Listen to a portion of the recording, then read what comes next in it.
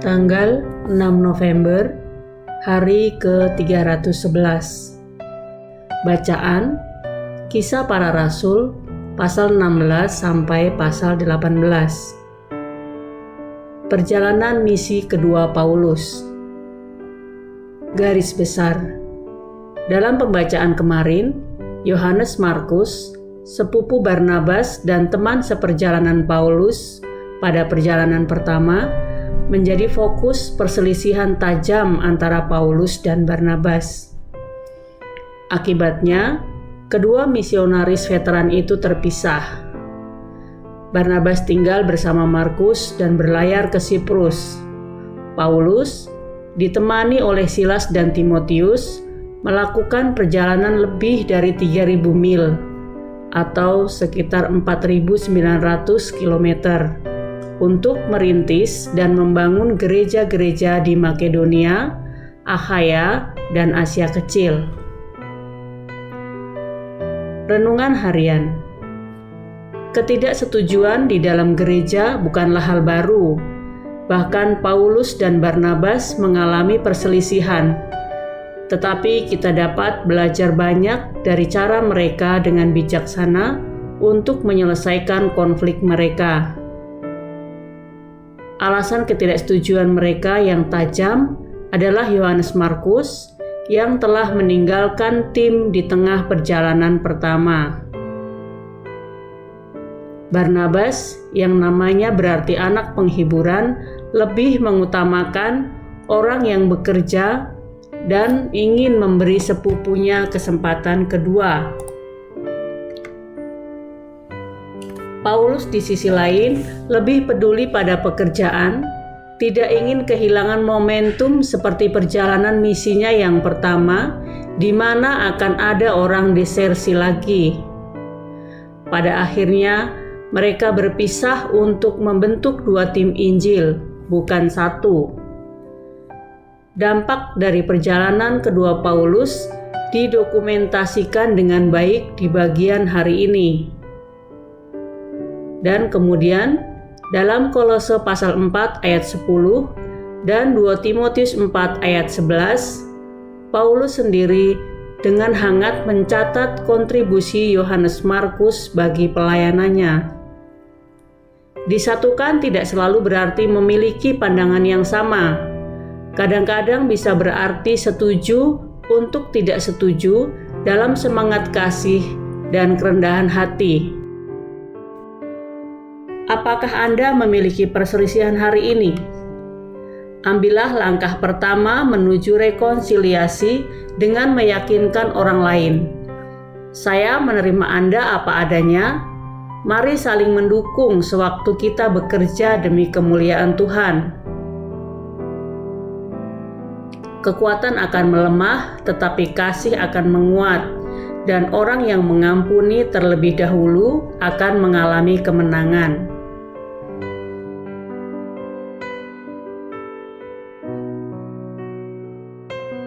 Pendalaman.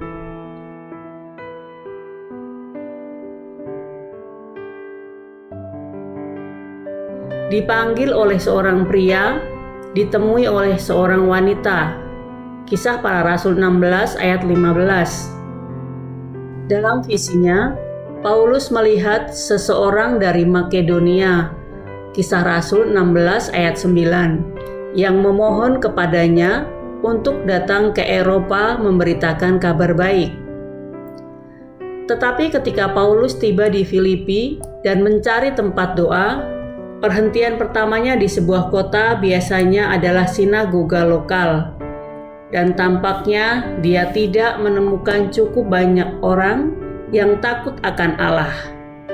Setidaknya 10 pria Yahudi dengan reputasi baik adalah syarat yang diperlukan untuk dapat membentuk sebuah sinagoge. Sebaliknya, Paulus menemukan sekelompok wanita di tepi sungai sebagai orang yang pertama untuk mendengarkan kabar Injil keselamatan. Kisah Rasul 16 ayat 14-15. Akibatnya, orang pertama yang beralih ke agama Kristen di Eropa adalah seorang wanita pengusaha berpengaruh yang bernama Lydia. Lebih dari kesalahan kecil. Kisah Para Rasul 17 ayat 7. Ketika orang Kristen dituduh memproklamasikan kerajaan Yesus, pasal 17 ayat 7, kejahatan mereka jauh lebih buruk daripada pengkhianatan politik. Kaisar dipuja sebagai dewa. Maka bagi orang yang mengklaim otoritas yang lebih tinggi daripada kaisar adalah bentuk penodaan agama versi Romawi. Pelanggaran yang sama seriusnya tuduhan orang-orang Farisi terhadap Yesus karena mengklaim kesetaraan dengan Tuhan. Pernah bermusuhan, sekarang menjadi saudara. Kisah Para Rasul 18 ayat 8. Meskipun Paulus baru saja menyatakan sikap untuk tidak lagi mengurusi orang-orang Yahudi di Korintus dan menyatakan untuk memulai misinya kepada orang-orang bukan Yahudi, namun Krispus, pengusaha sinagoge, dan rumah tangganya menjadi percaya kepada Yesus. Kisah 18 ayat 8. Rupanya Sostenes segera menggantikan Krispus sebagai pemimpin sinagoga dan kemudian berdiri bersama Paulus di hadapan pengadilan Romawi. Kisah Para Rasul 18 ayat 17. Sangat mungkin bahwa Sostenes yang sama ini kemudian turut menandatangani surat pertama Paulus kepada Korintus sebagai seorang saudara dalam Kristus. Lihat 1 Korintus 1 ayat 1. Amin. Tuhan Yesus memberkati.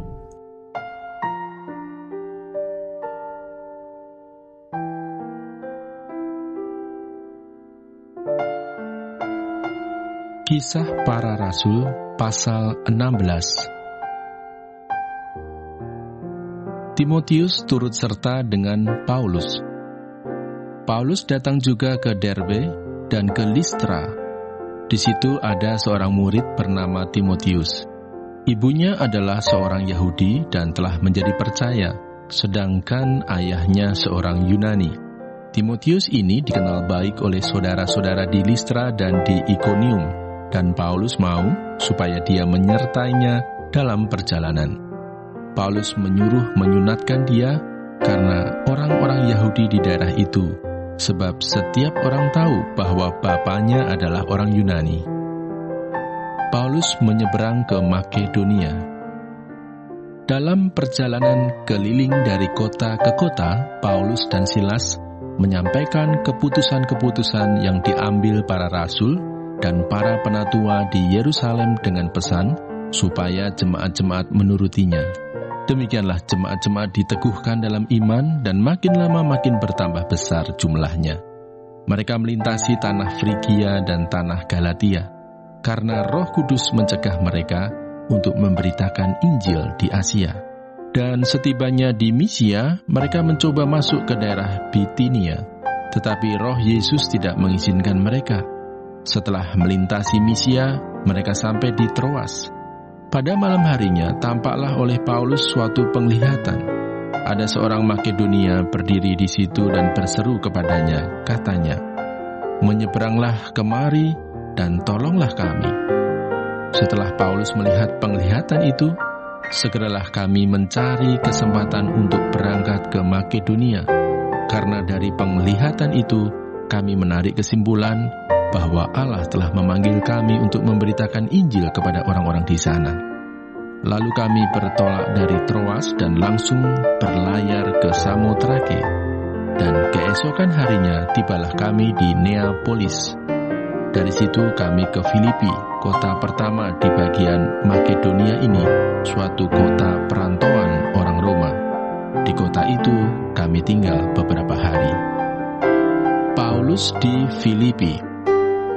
Pada hari Sabat kami keluar pintu gerbang kota. Kami menyusur tepi sungai dan menemukan tempat sembahyang Yahudi yang sudah kami duga ada di situ. Setelah duduk, kami berbicara kepada perempuan-perempuan yang ada berkumpul di situ. Seorang dari perempuan-perempuan itu yang bernama Lydia turut mendengarkan. Ia seorang penjual kain ungu dari kota Tiatira yang beribadah kepada Allah. Tuhan membuka hatinya sehingga ia memperhatikan apa yang dikatakan oleh Paulus. Sesudah ia dibaptis bersama-sama dengan seisi rumahnya, ia mengajak kami, katanya, "Jika kamu berpendapat bahwa aku sungguh-sungguh percaya kepada Tuhan, marilah menumpang di rumahku." Ia mendesak sampai kami menerimanya. Pada suatu kali ketika kami pergi ke tempat sembahyang itu, kami bertemu dengan seorang hamba perempuan yang mempunyai roh tenung. Dengan tenungannya, tuan-tuannya memperoleh penghasilan besar. Ia mengikuti Paulus dan kami dari belakang sambil berseru, katanya, "Orang-orang ini adalah hamba Allah yang maha tinggi. Mereka memberitakan kepadamu jalan kepada keselamatan." Hal itu dilakukannya beberapa hari lamanya. Tetapi ketika Paulus tidak tahan lagi akan gangguan itu, ia berpaling dan berkata kepada roh itu, "Demi nama Yesus Kristus, aku menyuruh engkau keluar dari perempuan ini." Seketika itu juga keluarlah roh itu. Kepala penjara Filipi. Ketika tuan-tuan perempuan itu melihat bahwa harapan mereka akan mendapat penghasilan lenyap, mereka menangkap Paulus dan Silas, lalu menyeret mereka ke pasar untuk menghadap penguasa. Setelah mereka membawa keduanya menghadap pembesar-pembesar kota itu, berkatalah mereka, katanya, "Orang-orang ini mengacau kota kita ini karena mereka orang Yahudi dan mereka mengajarkan adat istiadat yang kita sebagai orang Rum tidak boleh menerimanya atau menurutinya. Juga orang banyak bangkit menentang mereka." Lalu pembesar-pembesar kota itu menyuruh mengoyakkan pakaian dari tubuh mereka dan mendera mereka. Setelah mereka berkali-kali didera, mereka dilemparkan ke dalam penjara. Kepala penjara diperintahkan untuk menjaga mereka dengan sungguh-sungguh, sesuai dengan perintah itu. Kepala penjara memasukkan mereka ke ruang penjara yang paling tengah dan membelenggu kaki mereka dalam pasungan yang kuat. Tetapi kira-kira tengah malam, Paulus dan Silas berdoa dan menyanyikan puji-pujian kepada Allah, dan orang-orang hukuman lain mendengarkan mereka. Akan tetapi terjadilah gempa bumi yang hebat, sehingga sendi-sendi penjara itu goyah, dan seketika itu juga terbukalah semua pintu dan terlepaslah belenggu mereka semua. Ketika kepala penjara itu terjaga dari tidurnya dan melihat pintu-pintu penjara terbuka, ia menghunus pedangnya hendak membunuh diri karena ia menyangka bahwa orang-orang hukuman itu telah melarikan diri. Tetapi Paulus berseru dengan suara nyaring, katanya, "Jangan celakakan dirimu, sebab kami semuanya masih ada di sini."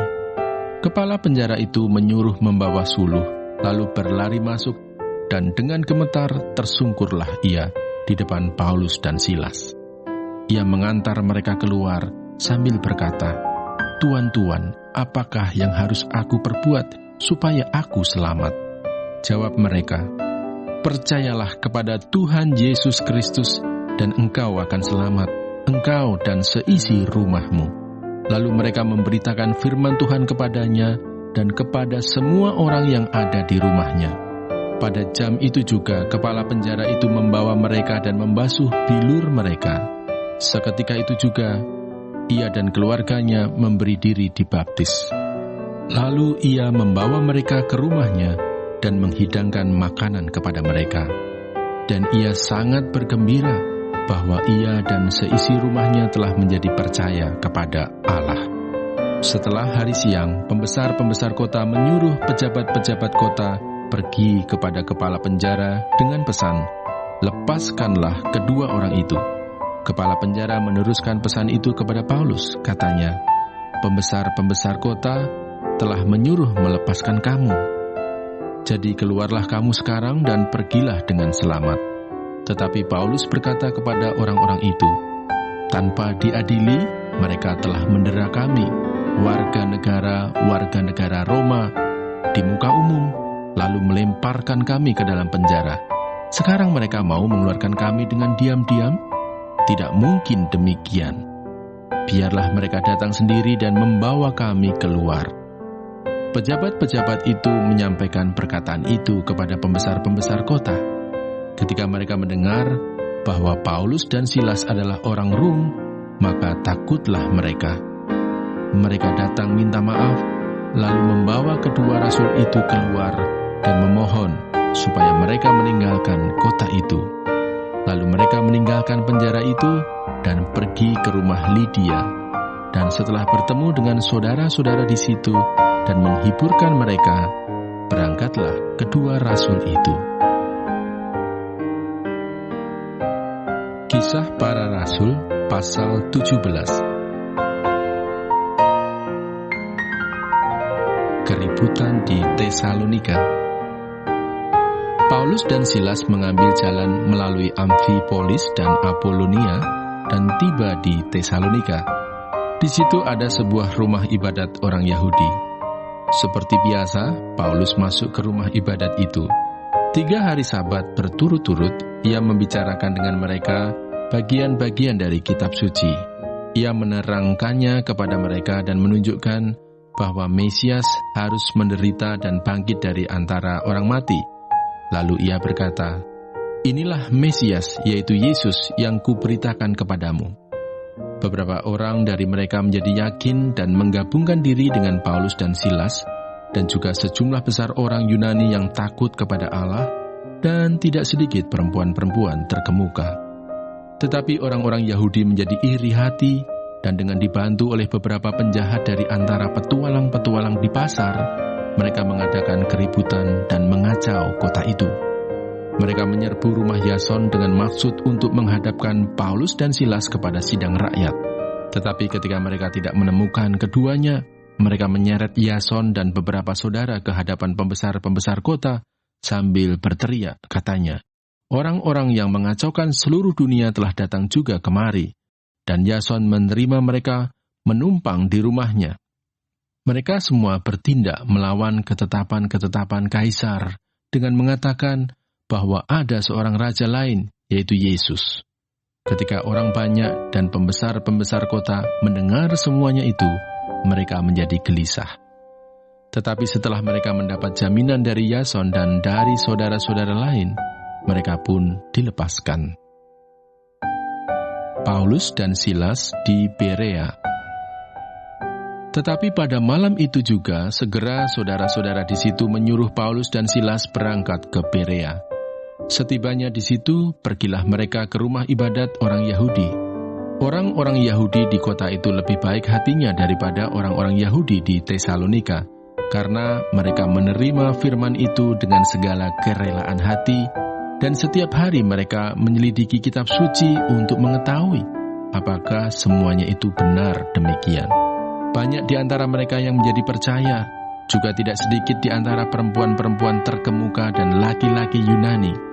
Tetapi ketika orang-orang Yahudi dari Tesalonika tahu bahwa juga di Berea telah diberitakan firman Allah oleh Paulus, datang jugalah mereka ke sana, menghasut dan menggelisahkan hati orang banyak. Tetapi saudara-saudara menyuruh Paulus segera berangkat menuju ke pantai laut, tetapi Silas dan Timotius masih tinggal di Berea. Orang-orang yang mengiringi Paulus menemaninya sampai di Athena, lalu kembali dengan pesan kepada Silas dan Timotius supaya mereka selekas mungkin datang kepadanya. Paulus di Athena. Sementara Paulus menantikan mereka di Athena, sangat sedih hatinya karena ia melihat bahwa kota itu penuh dengan patung-patung berhala. Karena itu di rumah ibadat ia bertukar pikiran dengan orang-orang Yahudi dan orang-orang yang takut akan Allah, dan di pasar setiap hari dengan orang-orang yang dijumpainya di situ. Dan juga beberapa ahli pikir dari golongan Epikuros dan Stoa bersoal jawab dengan dia, dan ada yang berkata, "Apakah yang hendak dikatakan si Peleter ini?"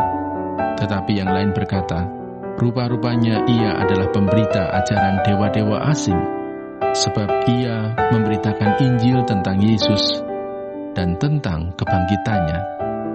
Lalu mereka membawanya menghadap sidang Areopagus dan mengatakan, "Bolehkah kami tahu ajaran baru mana yang kau ajarkan ini? Sebab engkau memperdengarkan kepada kami perkara-perkara yang aneh. Karena itu kami ingin tahu apakah artinya semua itu." Adapun orang-orang Athena dan orang-orang asing yang tinggal di situ tidak mempunyai waktu untuk sesuatu selain untuk mengatakan atau mendengar segala sesuatu yang baru. Paulus pergi berdiri di atas Areopagus dan berkata, "Hai orang-orang Athena, aku lihat bahwa dalam segala hal kamu sangat beribadah kepada dewa-dewa. Sebab ketika aku berjalan-jalan di kotamu dan melihat-lihat barang-barang pujaanmu, aku menjumpai juga sebuah mezbah dengan tulisan, kepada Allah yang tidak dikenal. Apa yang kamu sembah tanpa mengenalnya, itulah yang kuberitakan kepada kamu. Allah yang telah menjadikan bumi dan segala isinya, Ia yang adalah Tuhan atas langit dan bumi, tidak diam dalam kuil-kuil buatan tangan manusia, dan juga tidak dilayani oleh tangan manusia, seolah-olah Ia kekurangan apa-apa, karena Dialah yang memberikan hidup dan nafas dan segala sesuatu kepada semua orang. Dari satu orang saja, Ia telah menjadikan semua bangsa dan umat manusia untuk mendiami seluruh muka bumi, dan Ia telah menentukan musim-musim bagi mereka dan batas-batas kediaman mereka, supaya mereka mencari Dia dan mudah-mudahan menjamah dan menemukan Dia, walaupun Ia tidak jauh dari kita masing-masing. Sebab di dalam Dia kita hidup, kita bergerak, kita ada, seperti yang telah juga dikatakan oleh pujangga-pujanggamu. Sebab kita ini dari keturunan Allah juga. Karena kita berasal dari keturunan Allah, kita tidak boleh berpikir bahwa keadaan ilahi sama seperti emas atau perak atau batu, ciptaan kesenian dan keahlian manusia. Dengan tidak memandang lagi zaman kebodohan, maka sekarang Allah memberitakan kepada manusia bahwa di mana-mana semua mereka harus bertobat, karena Ia telah menetapkan suatu hari pada waktu mana Ia dengan adil akan menghakimi dunia oleh seorang yang telah ditentukannya, sesudah Ia memberikan kepada semua orang suatu bukti tentang hal itu dengan membangkitkan Dia dari antara orang mati. Ketika mereka mendengar tentang kebangkitan orang mati, maka ada yang mengejek dan yang lain berkata, "Lain kali saja kami mendengar engkau berbicara tentang hal itu." Lalu Paulus pergi meninggalkan mereka. Tetapi beberapa orang laki-laki menggabungkan diri dengan dia dan menjadi percaya.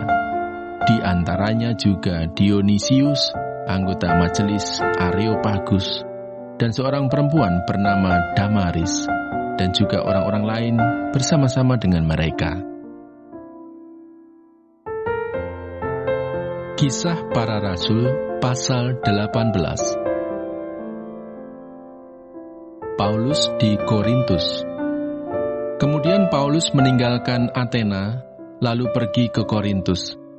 Di Korintus ia berjumpa dengan seorang Yahudi bernama Aquila yang berasal dari Pontus.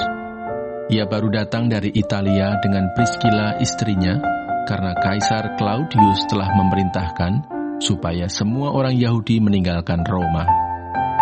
Paulus singgah ke rumah mereka, dan karena mereka melakukan pekerjaan yang sama, ia tinggal bersama-sama dengan mereka. Mereka bekerja bersama-sama karena mereka sama-sama tukang kemah. Dan setiap hari Sabat, Paulus berbicara dalam rumah ibadat dan berusaha meyakinkan orang-orang Yahudi dan orang-orang Yunani. Ketika Silas dan Timotius datang dari Makedonia, Paulus dengan sepenuhnya dapat memberitakan firman, di mana ia memberi kesaksian kepada orang-orang Yahudi bahwa Yesus adalah Mesias. Tetapi ketika orang-orang itu memusuhi dia dan menghujat, ia mengebaskan debu dari pakaiannya dan berkata kepada mereka, "Biarlah darahmu tertumpah ke atas kepalamu sendiri. Aku bersih, tidak bersalah. Mulai dari sekarang, aku akan pergi kepada bangsa-bangsa lain." Maka keluarlah ia dari situ, lalu datang ke rumah seorang bernama Titius Justus, yang beribadah kepada Allah, dan yang rumahnya berdampingan dengan rumah ibadat. Tetapi Krispus, kepala rumah ibadat itu, menjadi percaya kepada Tuhan bersama-sama dengan seisi rumahnya dan banyak dari orang-orang Korintus yang mendengarkan pemberitaan Paulus menjadi percaya dan memberi diri mereka dibaptis. Pada suatu malam berfirmanlah Tuhan kepada Paulus di dalam suatu penglihatan, "Jangan takut, teruslah memberitakan firman dan jangan diam. Sebab aku menyertai engkau, dan tidak ada seorang pun yang akan menjamah dan menganiaya engkau, sebab banyak umatku di kota ini." Maka tinggallah Paulus di situ selama 1 tahun 6 bulan, dan ia mengajarkan firman Allah di tengah-tengah mereka. Akan tetapi setelah Galio menjadi gubernur di Akhaya, bangkitlah orang-orang Yahudi bersama-sama melawan Paulus, lalu membawa dia ke depan pengadilan. Kata mereka, "Ia ini berusaha meyakinkan orang untuk beribadah kepada Allah dengan jalan yang bertentangan dengan hukum Taurat." Ketika Paulus hendak mulai berbicara, berkatalah Galio kepada orang-orang Yahudi itu, "Hai orang-orang Yahudi, jika sekiranya dakwaanmu mengenai suatu pelanggaran atau kejahatan, sudahlah sepatutnya aku menerima perkaramu. Tetapi kalau hal itu adalah perselisihan tentang perkataan atau nama atau hukum yang berlaku di antara kamu, maka hendaklah kamu sendiri mengurusnya. Aku tidak rela menjadi hakim atas perkara yang demikian." Lalu ia mengusir mereka dari ruang pengadilan. Maka orang itu semua menyerbu Sostenes, kepala rumah ibadat, lalu memukulinya di depan pengadilan itu. Tetapi Galio sama sekali tidak menghiraukan hal itu. Paulus kembali ke Antiokhia. Paulus tinggal beberapa hari lagi di Korintus. Lalu ia minta diri kepada saudara-saudara di situ dan berlayar ke Syria sesudah ia mencukur rambutnya di Kengkrea karena ia telah bernazar. Priskila dan Akwila menyertai dia. Lalu sampailah mereka di Efesus. Paulus meninggalkan Priskila dan Akwila di situ. Ia sendiri masuk ke rumah ibadat dan berbicara dengan orang-orang Yahudi. Mereka minta kepadanya untuk tinggal lebih lama di situ, tetapi ia tidak mengabulkannya. Ia minta diri dan berkata, "Aku akan kembali kepada kamu jika Allah menghendakinya." Lalu bertolaklah ia dari Efesus. Ia sampai di Kaisarea dan setelah naik ke darat dan memberi salam kepada jemaat, ia berangkat ke Antiokhia. Setelah beberapa hari lamanya ia tinggal di situ, ia berangkat pula, lalu menjelajahi seluruh tanah Galatia dan Frigia untuk meneguhkan hati semua murid. Apolos di Efesus. Sementara itu datanglah ke Efesus seorang Yahudi bernama Apolos yang berasal dari Alexandria. Ia seorang yang fasih berbicara dan sangat mahir dalam soal-soal kitab suci. Ia telah menerima pengajaran dalam jalan Tuhan. Dengan bersemangat ia berbicara dan dengan teliti ia mengajar tentang Yesus, tetapi ia hanya mengetahui baptisan Yohanes. Ia mulai mengajar dengan berani di rumah ibadat, tetapi setelah Priskila dan Akwila mendengarnya, mereka membawa dia ke rumah mereka dan dengan teliti menjelaskan kepadanya jalan Allah. Karena Apolos ingin menyeberang ke Akhaya, saudara-saudara di Efesus mengirim surat kepada murid-murid di situ supaya mereka menyambut dia. Setibanya di Akhaya, maka ia oleh kasih karunia Allah menjadi seorang yang sangat berguna bagi orang-orang yang percaya. Sebab dengan tak jemu-jemunya, ia membantah orang-orang Yahudi di muka umum dan membuktikan dari kitab suci bahwa Yesus adalah Mesias.